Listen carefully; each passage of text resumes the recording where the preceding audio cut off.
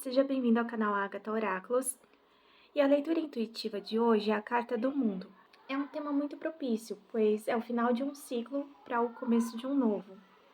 Pois estamos finalizando o ano de 2022 e entrando no ano de 2023. Estamos finalizando um ano do qual você conseguiu ser resiliente, conseguiu cumprir com o seu dever. Junto com a Carta 10 de Ouros, representa o final de um ciclo, onde algo foi alcançado e você conseguiu cumprir suas metas, seja na carreira ou na vida familiar. Se sentir que está faltando algo para você ser feliz, vá atrás disso. Nesse final de ano, também podemos fazer rituais em honra e respeito aos nossos ancestrais, levando flores aos túmulos dos nossos familiares, reconhecendo que a vida veio através das suas vidas. Essa é uma forma de nos reconectarmos com a energia deles. Também é momento de um novo ciclo, de deixar com eles o que não serve mais, pedindo permissão para fazer diferente. Se um familiar seu, pai ou mãe, foi cremado, por exemplo, você pode plantar uma flor ou uma planta que represente esse familiar e designar um local para honrar os que partiram. Por exemplo, pode ser um jardim na sua casa. A carta de conselho foi a 7 de paus. E ela fala sobre você defender a sua posição e a sua verdade. Fala sobre você não permitir que tirem aquilo que você conquistou com muito esforço, mas também cuidar para não ver injustiça onde não tem. Por exemplo, se você está se sentindo ameaçada por alguém externo que estejam tentando interferir no seu casamento, ou até mesmo a opinião do seu cônjuge está gerando conflitos, lembre que o amor completa um ao outro e que o que tem em você falta no seu marido, e vice-versa. Ele complementa o que lhe falta. E a vida familiar fluirá melhor se vocês trabalharem em equipe.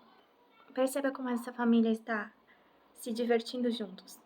Identifique se a competição está sadia dentro do relacionamento ou se isso está causando mecanismos de defesa, que geram conflitos ao invés de um apoio mútuo.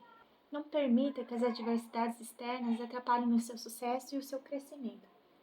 Respeite as opiniões diferentes e siga suas convicções mesmo com opiniões contrárias. Se, por exemplo, a dificuldade for a tomada de decisão a respeito da criação dos filhos, não desqualifique a opinião da sua esposa, do seu esposo. Trabalhem em equipe para achar uma solução comum, visto que essas decisões não são individuais, ambos são pais. Se você está preocupado com as reuniões familiares das festas de ano, em que sempre tem um parente que faz intrigas e fofocas, siga sua intuição. Se decidir ir na festa familiar, vá com o pensamento firmado em não se abalar. Mas se for incapaz de fazer isso, faça outros planos. Eu vou ler para vocês Crônica da Marta Medeiros, que tem tudo a ver com essa questão da família e a educação dos filhos. É do livro Feliz por Nada e se chama O Clube do Filme. Até poucos dias atrás, David Gilmour, para mim, era o guitarrista e vocalista do Pink Floyd. Foi quando entrou na minha vida outro David Gilmour, escritor canadense que acaba de lançar O Clube do Filme, um livro em que ele conta uma história real que aconteceu dentro de sua casa. David tem um filho chamado Jesse, pois Jesse, aos 16 anos, não queria nada com os estudos. Era inteligente, mas totalmente desmotivado. Você conhece algum adolescente assim? Toque aqui. Mas duvido que você e eu tivéssemos coragem de fazer o que o pai do Jesse, o David Gilmour, escritor, fez. Percebendo que o garoto não tinha a menor perspectiva de terminar o colégio sem levar várias bombas sequenciais, David propôs: se quiser largar a escola, largue, mas em troca você terá que ver 3 filmes por semana, indicados por mim e na minha companhia. Ou isso, ou nada feito. O guri nem piscou, topou no ato. O pai então passou algumas noites em claro, questionando sua própria atitude. Não estaria fazendo uma grande besteira? Temeu estar pavimentando o fracasso do filho, mas agora só restava ir adiante. E esse ir adiante é o que faz do livro um vício. Não se consegue largar antes do final. Para quem gosta de cinema, é uma provocação. Simplesmente todos os filmes que vimos e mais os que perdemos são citados. Dá vontade de ler o livro dentro de uma locadora e ir enchendo um carrinho de mão com todos os DVDs. No tempo dos DVDs, né, gente? Agora já estamos aí na era da internet. Mas enfim, disponíveis para conferir cada cena que é comentada.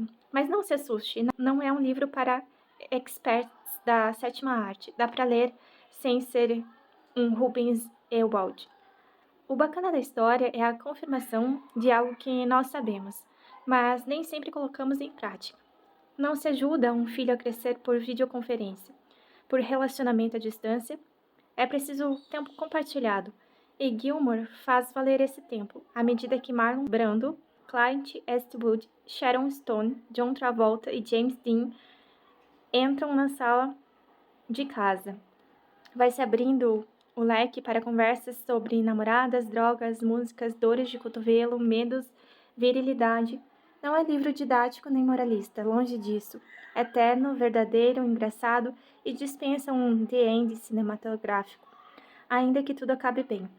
É apenas a história de um pai que estava quase arrancando os cabelos por causa de um moleque indiferente com quem ele mal conseguia conversar, e que de repente arrisca uma via inusitada para se aproximar do guri e ajudá-lo a amadurecer. Em todos os países em que o livro foi lançado, não houve uma demanda das escolas, portanto, os professores podem respirar aliviados que os seus empregos estão garantidos. Mas há que se reconhecer que é sempre empolgante a gente confirmar através da literatura e do cinema, e por que não dizer através de guitarristas como o outro David Gilmour, que nada tem a ver com essa história, que a arte não serve apenas para nos divertir nas horas de folga, mas também para nos preparar para a vida.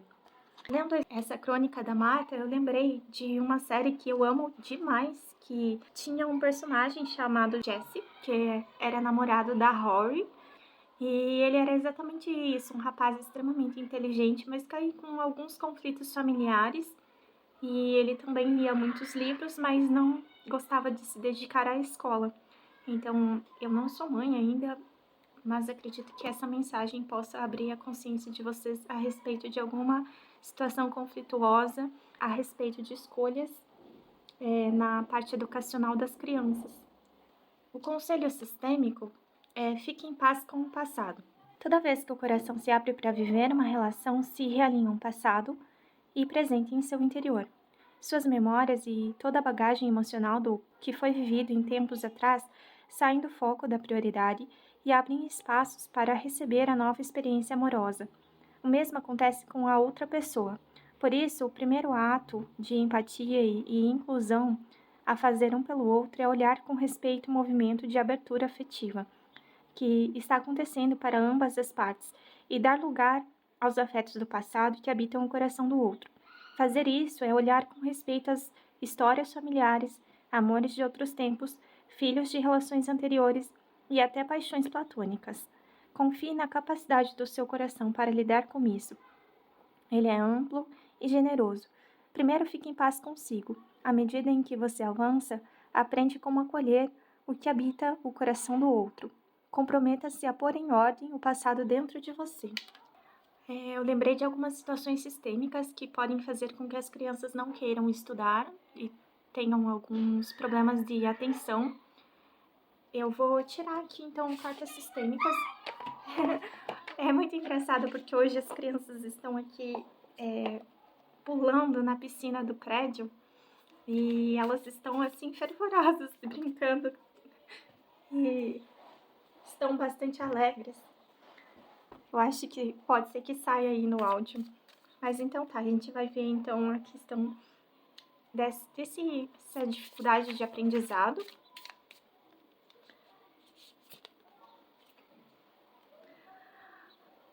A identificação do problema sistêmico foi: eu preciso do seu amor para sobreviver. Frase da criança para o adulto, mãe, pai, próprio adulto, como reagem. Onde está a sua criança e o seu adulto? Como eles se relacionam no sistema?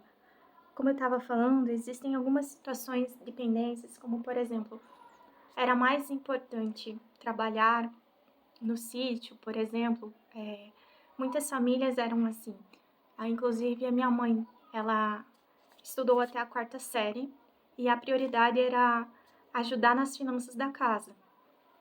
Então, muitas famílias têm no inconsciente familiar que é uma perca de tempo estudar. E isso pode estar gerando crenças de que tem algo mais importante a ser feito do que dedicar tempo aos estudos. O que é ser mulher e homem? O que é casamento? Para que ter filhos? O que os pais devem fazer? O que é amor na mente do cliente e do sistema? Eu lembrei de uma outra história em que a madrasta estava falando sobre a questão de se posicionar ensinando as tarefas domésticas para uma menina de 6 anos e ela teve um conflito com a mãe da criança porque a mãe achava que não era o tempo de fazer a criança trabalhar, que não era esse o momento, que ela ensinaria em casa, mas que quando ela fosse passar um tempo com o pai, ela não gostaria que a criança fizesse as tarefas domésticas. Então aqui a gente tem uma desordem sistêmica, porque a segunda esposa está desrespeitando a hierarquia. A família que veio primeiro foi essa primeira esposa, o marido e a filha, e aí eles se separaram por motivos específicos do casal. Esse homem se relacionou com essa nova pessoa e essa madrasta não deve ocupar o papel de mãe na educação da criança. Precisa haver muito respeito. Quando ela tenta ocupar o papel de mãe, ela nega a existência dessa mãe, se coloca como superior, numa posição de eu sei fazer melhor que você e eu trago o meu sistema de crenças da minha família para educar a sua filha, gerando muito problema entre as duas. Então, significa que ela precisa reconhecer o papel dessa mulher sem excluir ela do sistema. E a criança precisa ser educada pelos pais, pelo marido dela e pela mãe da criança. A solução sistêmica foi: isso não me pertence. Eu não vou carregar por você. Somos adultos e cada um é responsável por seus problemas. Até que você se torne consciente, o inconsciente governará a sua vida e você chamará de destino. Eu respeito suas escolhas, siga sua alegria, e o mundo abrirá as portas para você onde antes só havia paredes. O arquétipo que você precisa trabalhar é o arquétipo do guaxinim. Você está conseguindo seguir os planos ou você está se trapaceando e se deixando de lado? Que direção você está tomando? O guaxinim é um animal que sempre está saindo aqui nas mensagens e ele está nos trazendo conhecimento sobre se adaptar às situações. Se você tem filhos, precisa trabalhar o medo de que ele converse com estranhos. Precisa trabalhar uma crença familiar de que todos nós recebemos na infância. Não fale com estranhos. Essa crença pode ser útil por um tempo, durante a nossa infância, mas precisa ser redefinida conforme vamos amadurecendo. Não tem como colocarmos nossos filhos numa bolha, livrando eles dos ataques do mundo. Devemos vigiar os filhos, mas cuidar com a paranoia e a superproteção, que é ainda mais maléfica para eles. Dar conversas para estranhos não é passar um endereço, o telefone, a senha do banco. Pode ser uma conversa leve e divertida. Afinal, só conhecemos alguém porque um dia iniciamos o diálogo com um desconhecido. Eu sei bem disso, pois meus pais eram muito protetores. Não permitiam que eu andasse sozinha, ficasse na casa de amigas, e hoje em dia entendo bem por quê. Uma vez meu pai estava preocupado que eu voltasse sozinha da faculdade. Eu e uma amiga voltávamos a pé umas 8 quadras no final da noite. Ele insistiu muito para eu pegar o ônibus porque achava mais seguro. E eu queria evitar pagar passagem porque o ônibus dava uma volta muito grande até chegar ao ponto que eu iria descer. Mas nesse dia estava chovendo muito e eu quis fazer a experiência de voltar de ônibus. Desci do ônibus e tinha que andar 2 quadras até chegar em casa. Percebi que a rua estava sem luz, por causa da chuva, e a rua estava com barro liso. Ouvi um barulho de uma bicicleta e olhei para o lado. Tinha um rapaz com um capuz. Por ingenuidade, pensei que ele estava com frio no rosto. Como fui criada em religião cristã, sempre esperava o melhor das pessoas, e isso me gerou muito problema. Quando você não tem malícia no coração, pode agir de forma muito imprudente, por não reconhecer o mal que podem fazer contra você. Ele era um assaltante mesmo, e nessa circunstância eu senti uma força maior me protegendo. meu anjo da guarda. Eu fiquei com uma calma incomum. E quando cheguei em casa, contei para o meu pai o que tinha acontecido e ele queria sair atrás do homem com uma faca. E eu tive que acalmar meu pai para que o pior não acontecesse. A questão aqui é o equilíbrio que precisamos construir entre se proteger de tudo, a ponto de nos isolarmos e desconfiarmos de tudo, devido a experiências ruins como essa, e uma proteção sadia, com orientação preventiva, pois, caso contrário, pode gerar uma fobia social, evitar se expor, ter medo do julgamento, sentir ansiedade, e isso pode prejudicar uma apresentação no trabalho, gerar comportamentos de afastamento, porque pensa que todos estão contra você, prejudicando a relação na escola, no trabalho. Tirei mais 2 cartas, uma de conselho sistêmico e outra do tarô, para dar mais algum conselho. E veio a Rainha de Copas, que é uma mulher bastante amorosa, protetora, mas você precisa realmente identificar o quanto de proteção você está dando para os seus filhos, se você está fazendo tudo por eles, e isso tira a força deles de fazer por si mesmos algumas coisas. Aqui, inclusive, tem uma vassoura. Aqui, quando é uma concha, mas quando eu olhei, me pareceu um pão. Os peixes também representam um trabalho. Os gatinhos, para mim, representam independência. Então, acredito que você tenha que moderar o comportamento de superproteção. E veio uma carta de conselho sistêmico que fala sobre eu abençoo o seu caminho. Então, se a situação for realmente um filho que não quer estudar, se abrir para entender outras maneiras que ele possa cultivar o desenvolvimento dele, que às vezes a gente quer seguir tradições familiares, das quais a gente acredita que essa é a única forma de amadurecer, crescer, e a gente quer proteger os filhos do mundo e tem certas ideias pré-fixadas de como as coisas devem ser. Os guaxinins também, eles representam essa questão de ladrões, bandidos ou canalhas. Talvez você tenha medo que seu filho se torne uma pessoa má no futuro, se ele não estudar. O que você tem que trabalhar no seu filho é a mentalidade de como ele pode ser útil, como ele pode usar as habilidades e os recursos que ele tem para servir aos outros. Sair de uma mentalidade de falta de poder, de conseguir as coisas, dessa crença de que ele precisa tirar do outro para ter. A primeira nutrição que recebemos da vida é da mãe, através da amamentação. E a mãe representa o sucesso e o pai representa o impulsionar para o mundo. Então, com essa base familiar, somos capazes, então, de ter abundância. Bom, então é isso que eu tenho para vocês hoje. Espero que essa mensagem tenha auxiliado e até o próximo vídeo.